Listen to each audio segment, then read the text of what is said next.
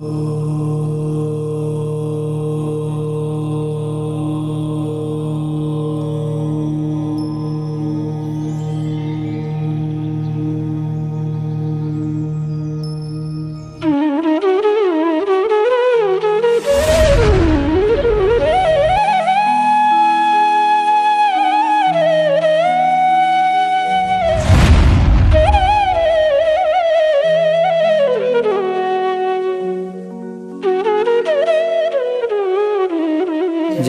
जिनेन्द्र नमः श्रीवर्धमानाय निर्धूत कलिलात्मने सालोकानां त्रिलोकानां यद्विद्यादर्पणायते। पंच परमेष्ठी भगवान की जय। पिछली पाठशाला में परिग्रह परमाण व्रत की चर्चा हुई। श्रावक के 12 व्रतों में से 5 अणुव्रत की चर्चा पूरी हो गई। आज हम ये चर्चा करेंगे अणुव्रत धारण करने का फल क्या मिलता है। हम अणुव्रत धारण करें तो उसका फल हमें किस रूप में मिलेगा, इसके लिए आज अगली जो श्लोक है उसको अपन देखते हैं। पंचाणुव्रत निधयो पंचाणुव्रत निधयो निरतिक्रमणा फलन्ति सुरलोकम् निरतिक्रमणा फलन्ति सुरलोकम् यत्रावधिरष्टगुणाः यत्रावधिरष्टगुणाः दिव्यशरीरं च लभ्यन्ते दिव्यशरीरं च लभ्यन्ते। बोलिए पंचाणुव्रत निधयो निरतिक्रमणा फलन्ति सुरलोकम् यत्रावधिरष्टगुणाः दिव्यशरीरं च लभ्यन्ते। आइए एक एक शब्द का अर्थ पढ़ें। पंच अणुव्रत निधियों, 5 अणुव्रत रूपी निधियाँ। निरतिक्रमणाः, अगर अतिचार रहित पाली जाएं तो। फलन्ति, फल देती हैं। सुरलोकम, देवताओं के लोक का अर्थात स्वर्ग का। अर्थात यदि 5 अणुव्रत रूपी निधियों का अतिचार रहित पालन किया जाए तो देव पर्याय की प्राप्ति होती है। देव पर्याय में क्या होता है? यत्र माने जहाँ, अवधि, अवधि ज्ञान मिलता है। अष्टगुणाः, 8 रिद्धियाँ होती हैं। और दिव्य शरीरम, दिव्य वैक्रियक शरीर च लभ्यन्ते, प्राप्त होते हैं। पंडित जी, देवों की 8 रिद्धियाँ कौन सी होती हैं? प्रत्येक देव के 8 रिद्धि होती हैं। छोटे देवों में उन रिद्धियों की सामर्थ्य कम होती है, बड़े देवों में उन रिद्धियों की सामर्थ्य ज़्यादा होती है। पहली रिद्धि होती है अणिमा, अर्थात अपने शरीर को छोटे से छोटा बना लेना। दूसरी होती है महिमा, अपने शरीर को योजनों लंबा बना लेना। महिमा माने बड़ी। तीसरी होती है गरिमा, अपने शरीर को अत्यंत भारी बना लेना। चौथी रिद्धि है लघिमा, अपने शरीर को रुई से भी हल्का बना लेना। ये क्षमता देवों में होती है। इसके अलावा अगली होती है प्राप्ति, अर्थात बैठे बैठे चाहे जिस वस्तु को चाहे हजारों मील दूर रखी हो उसको छू लें, प्राप्ति। एक होती है प्राकाम्य, अर्थात जल में पृथ्वी की तरह और पृथ्वी पर जल की तरह चलने की सामर्थ्य होना। ईशित्व, जो देखे वो बस में हो जाए, ऐसा विशिष्ट उनकी आभा होती है। और वशित्व, चाहे जिसको वश में कर लें, जो देखे वो वश में हो जाए। ओहो, ये तो ऐसे लगते हैं जैसे भगवान ही हों। ऐसी 8 प्रकार की रिद्धियाँ हर देवों में होती हैं और इन रिद्धियों के कारण वे अपने तरह तरह के रूप बनाते रहते हैं और आनंद लेते रहते हैं। पंडित जी, देवों का शरीर कैसा होता है? देवों का शरीर होता है वैकृक शरीर। वैकृक शरीर किसे कहते हैं? जिसको चाहे जैसा बना लें, छोटा बड़ा लंबा चौड़ा मोटा कैसा ही बना लेते हैं, उसे कहते हैं वैकृक। तरह तरह की विक्रिया करने की जिसमें शक्ति होती है वो वैकृक शरीर कहलाता है। सभी देवों का शरीर वैकृक शरीर होता है और उनका जन्म उपात शैया पर होता है। उस वैकृक शरीर में क्या विशेषता है? पहली बात, कोई धातु नहीं होती, मल नहीं होता, मल मूत्र नहीं, खून पीप हड्डी कुछ भी नहीं होती, नींद बिल्कुल नहीं आती, पसीना नहीं आता, चमक अत्यंत चमकदार रहते हैं। और अगली बात, उन विचित्र शरीर में और क्या होता है? रोग एक भी नहीं होता, भोजन की आवश्यकता नहीं पड़ती, जब भूख लगती है कंठ में अपने आप अमृत झर जाता है और तृप्ति हो जाती है। ऐसा विचित्र शरीर, दिव्य शरीर उन देवों के होता है। जहाँ वो जाते हैं उनके शरीर से बहुत तेज प्रकाश निरंतर निकलता रहता है। व्रतों को धारण करने वाले जीव क्या सभी स्वर्ग जाते हैं? व्रतों को धारण करना दो प्रकार का होता है, एक सम्यक्त सहित, एक सम्यक्त रहित। अगर सम्यक्त सहित व्रतों का पालन किया और उसमें अतिचार नहीं लगने दिए तब तो महान रिद्धिधारी देवों में उत्पत्ति होती है।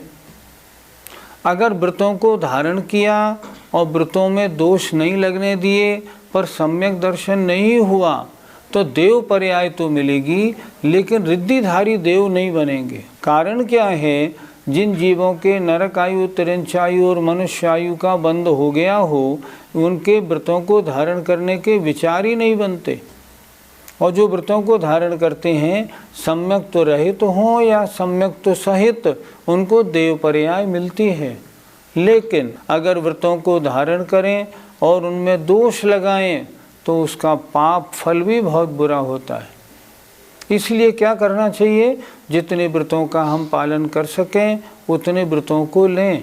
जीवन को व्रत रहित नहीं बनने दें, व्रत ज़रूर लें। उनमें दोष लग जाएगा नहीं, उससे नहीं डरें, दोष तो लगेंगे, उससे कोई बात थोड़ी। दोष लगेंगे उनका प्रायश्चित्त ले लेंगे, प्रतिक्रमण करेंगे, उसमें कौन सी बात है। लेकिन व्रती ज़रूर बनना चाहिए। जो व्रती नहीं बन रहे हैं लगता है उनके नरक तिरंचायु का आश्रय बंद हो चुका है। इसलिए व्रती बनने में तो लाभ ही लाभ है। पंडित जी, हम व्रती कैसे बने? पहले तो ये समझें कि व्रत लेने से लाभ क्या है। जब आपकी समझ में ये आ जाएगा व्रती बनने के लाभ बहुत हैं, जब ये समझ में आ जाएगा फिर व्रत लेने का आपका अपने आप भाव बनेगा और आप व्रतों को धारण कर लेंगे। ये तो जब तक व्रतों के बारे में और इनके फल के बारे में नहीं समझा है तब तक ये दिक्कत है, अदरवाइज़ कोई दिक्कत थोड़ी है। अब देखो, व्रती बनने वाले की ये पर्याय भी सफल होती है, अगली पर्याय भी सफल होती है। और व्रती बने तो अगली पर्यायों में तरह तरह के सुखों की प्राप्ति होती है। अगर देव पर्याय की प्राप्ति हो गई तो क्या फ़ायदा होगा? पंचमेरु के अकृत्रिम जिनालय, नंदीश्वर द्वीप के जिनालयों की वंदना करेंगे, भगवान की पूजा करेंगे, 700 पुण्य का बंद करेंगे। इसलिए व्रत जरूर धारण करने हैं।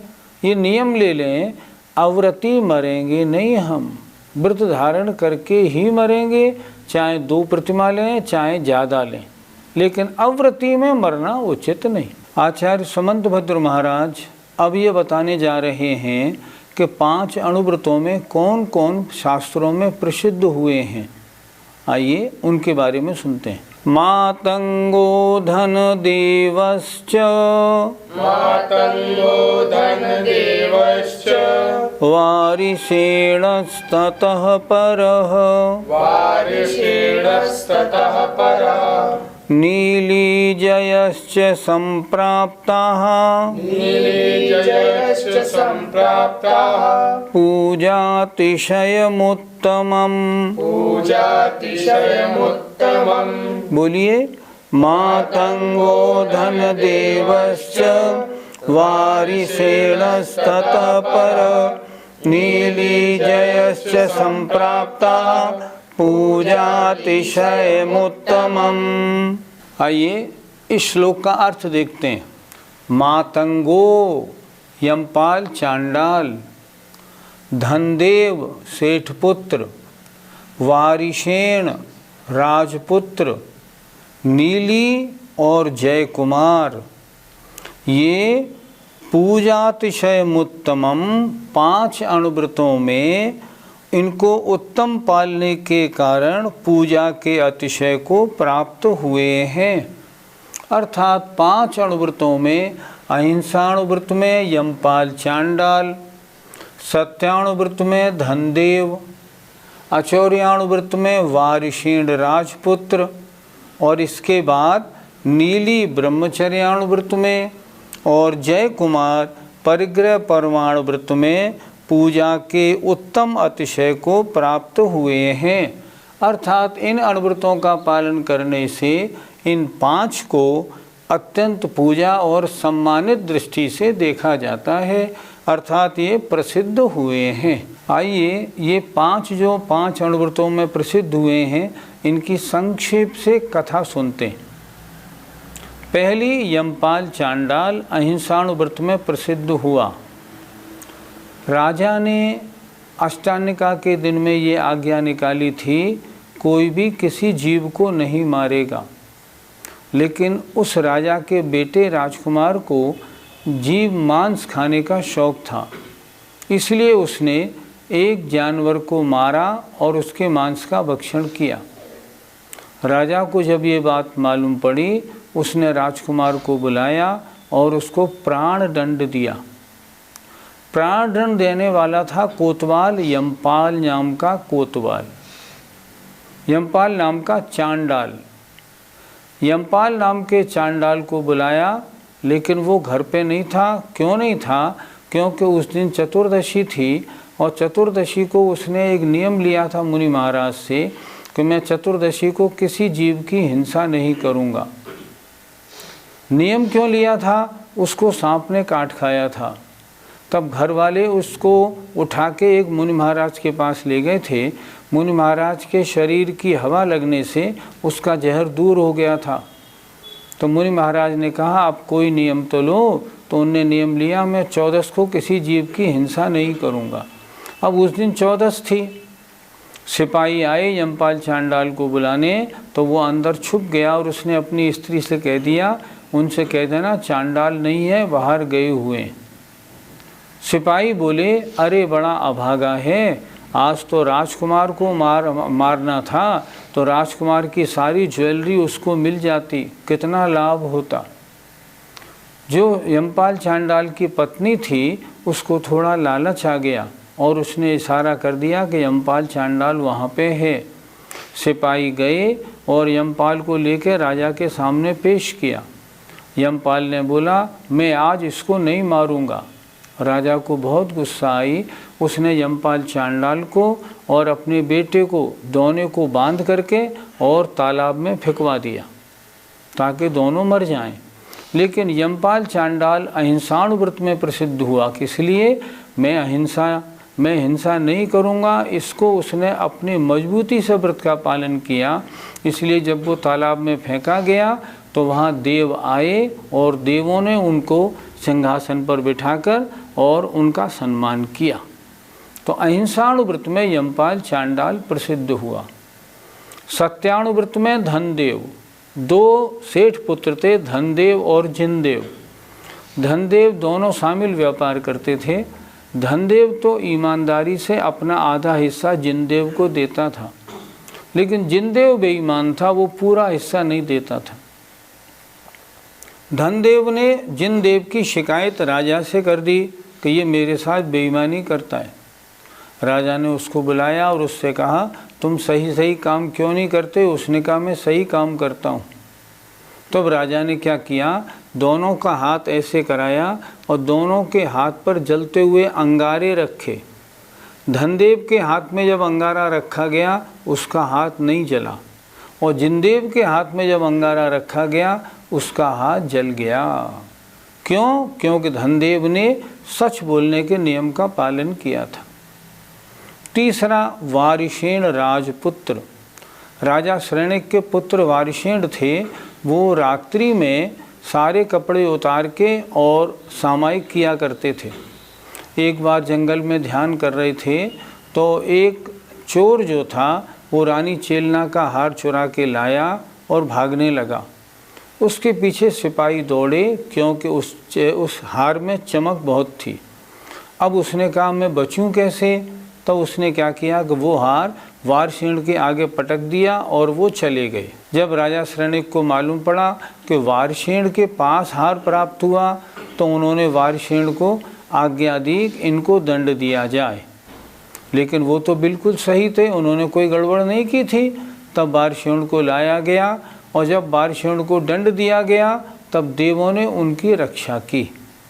वारसेन ये सब देख के विरक्त हो गए और उन्होंने मुनि अवस्था धारण कर ली और उनके ऊपर जो चोरी का दोष लगा था वो गलत हो गया। चोरी नहीं करने के व्रत में वो प्रसिद्ध हुए। चौथा, नीली नाम की एक महिला ब्रह्मचर्यानुव्रत में प्रसिद्ध हुई। नीली नाम की एक महिला था क्या, एक जैन सेठ थे, उनकी पुत्री का नाम था नीली। उस पुत्री के ऊपर एक बौद्ध धर्म पालने वाला एक सेठ पुत्र था। वो अत्यंत आसक्त था, वो उससे शादी करना चाहता था। उसके पिता ने उससे कहा शादी करना चाहता है तो नकली रूप से तू जैन बन जा, तब शादी होगी, नहीं तो नहीं होगी। तो वो जैन धर्म का पालन करने लगा। जैन धर्म का पालन करने लगा तो जो नीली के पिता थे उन्होंने अपनी लड़की की शादी उस लड़के के साथ कर दी। शादी होने के बाद वो लड़का पुनः बौद्ध बन गया। सारी क्रियाएं बौद्धों की उस घर में होने लगी। नीली को बड़ा दुख हुआ। एक दिन अचानक क्या हुआ, कुछ बौद्ध साधु उनके यहाँ आहार पे आए।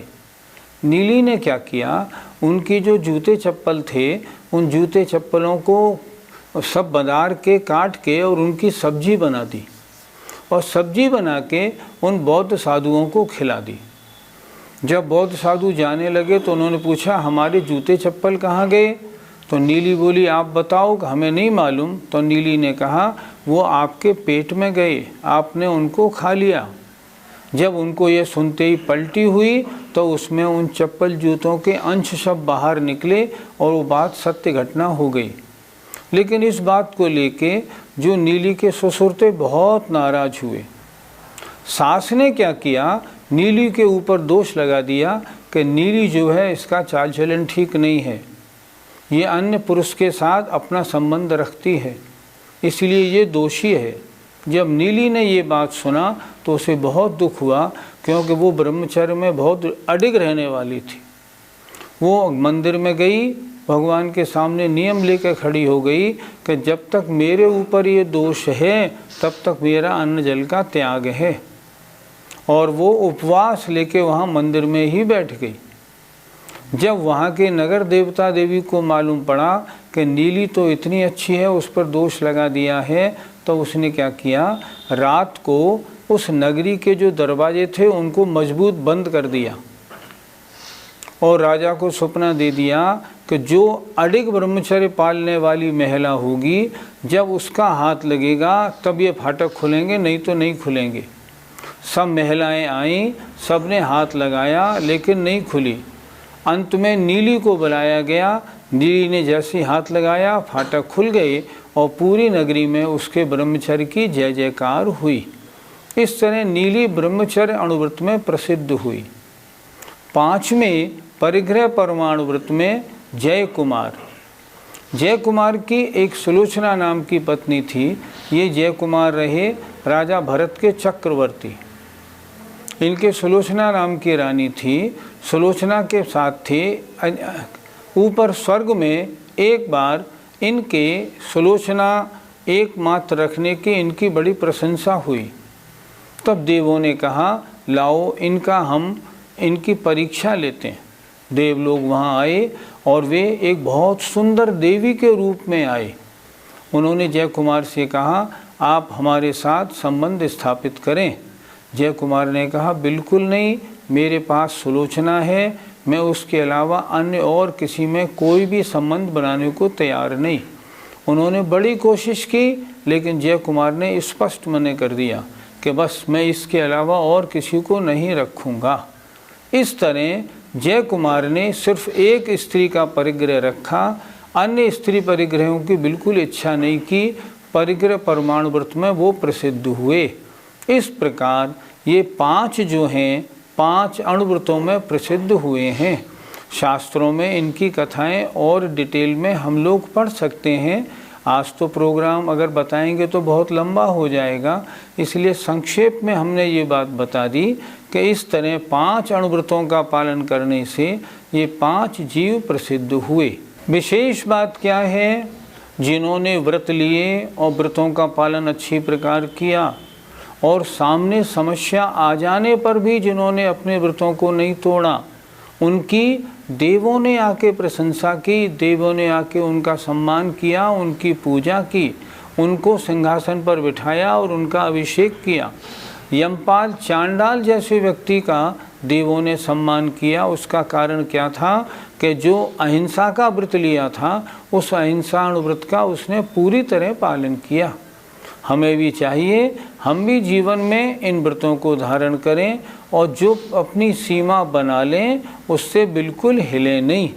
यदि ऐसा करेंगे तो देवलोक की प्राप्ति होगी, अगली पर्याय में स्वर्ग में जाएंगे और तरह तरह के विदेश क्षेत्र आकर सीमंदर स्वामी का प्रवचन सुनेंगे, अपने जीवन को धन्य करेंगे। मुझे आशा है आप सभी अणुव्रतों को धारण करने का मन बनाएंगे। जय जिनेंद्र।